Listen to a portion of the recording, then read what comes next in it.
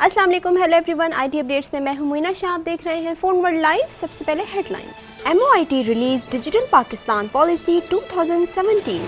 LG and Google की डील। Nokia 9 के specs release date, price leaked. Zong 4G internet devices पे special discount. Huawei enjoy 7+ 4000 mAh battery के साथ। Headlines आपने जानी, हम डिटेल्स की तरफ चलते हैं। MOIT की तरफ से डिजिटल पाकिस्तान पॉलिसी 2017 रिलीज़ की गई है। पाकिस्तान में पहली बार डिजिटल पाकिस्तान पॉलिसी बनाई गई है। IT मिनिस्टर अनुशा रहमान ने बहुत से ऐसे ओकेजन्स में कहा था कि मिनिस्ट्री एक कंप्लीट डॉक्यूमेंट्स के साथ आएगी, एक कंप्लीट डिजिटाइजेशन प्रोसेस बनाएगी। इस तरह की पॉलिसीज़ बनाई जाएंगी जो कि डिजिटल पाकिस्तान के लिए बहुत ही फ़ायदेमंद होगा। कंप्लीट डॉक्यूमेंट्स हासिल करने के लिए आप डिजिटल पाकिस्तान पे जाइए, वहाँ से आप डाउनलोड कर सकते हैं। और इसके साथ डिजिटल पाकिस्तान की तरफ से जो की पॉइंट्स हैं जिन पे फोकस किया गया है, जिनमें फंडामेंटल एरियाज है, उसमें सबसे फर्स्ट IT सेक्टर, सस्टेनेबिलिटी, और नंबर 3 पे entrepreneurship and innovation, sectoral digitization and cross sector collaboration, और डिजिटल पाकिस्तान की तरफ से जो IT इंडस्ट्री में अचीवमेंट्स हुई हैं उनको भी हाईलाइट किया गया है। उसमें जो सबसे पहले अचीवमेंट है वो है IT experts grew 70% during past 3 years. और डोमेस्टिक मार्केट की तरफ से जो रेवेन्यू रहा है 2016 में वो $500 मिलियन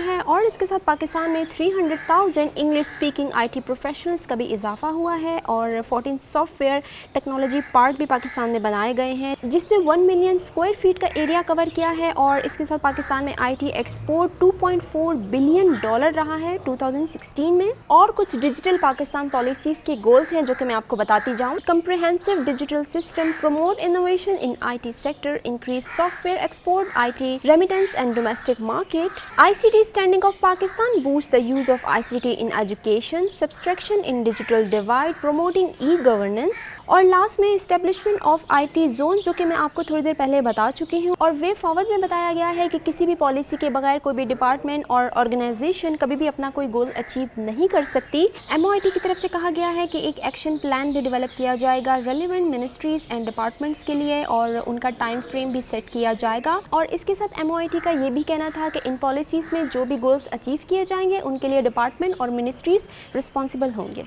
नेक्स्ट अपडेट हमारे पास गूगल और LG की डील है। जैसे कि मैंने आपको कल भी न्यूज़ में बताया था कि गूगल LG से कुछ इन्वेस्टमेंट चाह रहा है। $880 मिलियन की इन्वेस्टमेंट गूगल की तरफ से की जाने की ख्वाहिश जाहिर की है। और वो इसलिए कि गूगल की तरफ से पिक्सल स्मार्टफोन को लॉन्च करने की तैयारी की जा रही है, और इसीलिए गूगल चाहता है कि OLED पैनल्स के लिए LG के साथ इन्वेस्टमेंट की जाए। लेकिन LG की तरफ से ना ही कुछ फाइनल हुआ है और ना ही डील डन हुई है। और अकॉर्डिंग टू सम रिसोर्सेज 2 साल से गूगल और LG के दरमियान कुछ पोटेंशियल इन्वेस्टमेंट के लिए भी बातचीत जारी है। लेकिन सिर्फ गूगल ही नहीं, कुछ रूमर्स ये भी हैं कि LG अपनी LCD डिस्प्ले सैमसंग को सप्लाई करेगा। ये पहली डील है जो LG और सैमसंग के दरमियान हुई है। अभी तक डेट कंफर्म नहीं की गई कि LCD डिस्प्लेस को कब सप्लाई किए जाएंगे।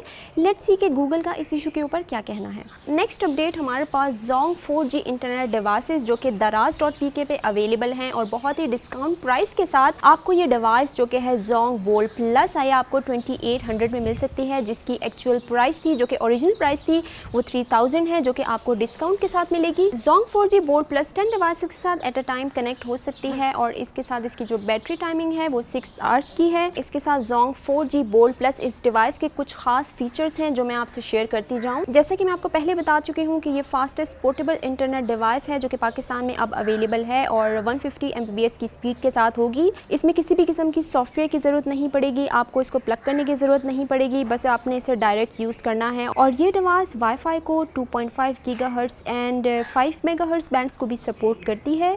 और इसकी बैटरी के बारे में तो मैं आपको बता ही चुकी हूँ कि ये 6 आवर्स तक चलेगी। हमारे पास जो नेक्स्ट अपडेट है वो Huawei के न्यू स्मार्टफोन डिवाइस से रिलेटेड है जो कि है Huawei एंजॉय 7+, और इसको चाइना में रिलीज़ किया गया है। इस फ़ोन की जो ख़ास बात है वो इसकी बैटरी है, 4000 mAh बैटरी के साथ है। Big battery and big screen के साथ इस फ़ोन में जो प्रोसेसर यूज़ किया गया है वो Qualcomm Snapdragon 435 का है। ऑपरेटिंग सिस्टम Android 7.0 नॉगेट इस्तेमाल किया गया है। इस फ़ोन के कुछ अमेजिंग स्पेक्स हैं जो मैं आपसे शेयर करती जाऊँ। इसकी स्क्रीन साइज़ 5.5 इंच HD है।